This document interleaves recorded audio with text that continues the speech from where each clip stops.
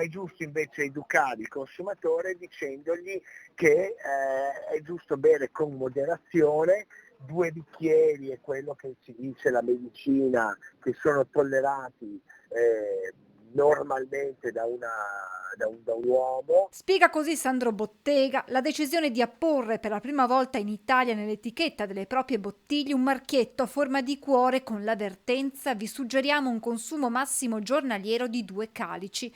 Non una provocazione, non un'imposizione né un invito al consumo, sottolinea Bottega, bensì un'educazione ad un corretto comportamento. Non vogliamo dei clienti ubriachi, vogliamo dei clienti contenti e 2 calici di vino al giorno fanno bene a tutti.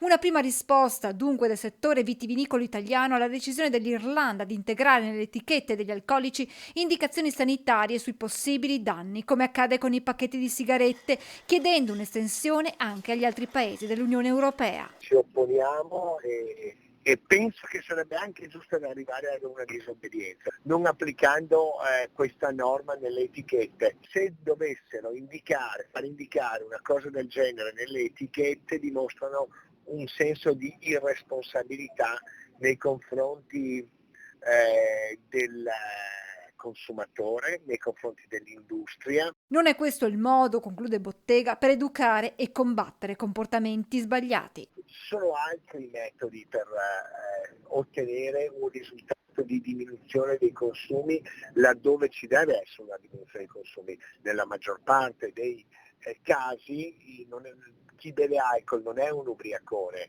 è un regolare consumatore. Ci sono dei casi invece di alcolismo che devono essere corretti.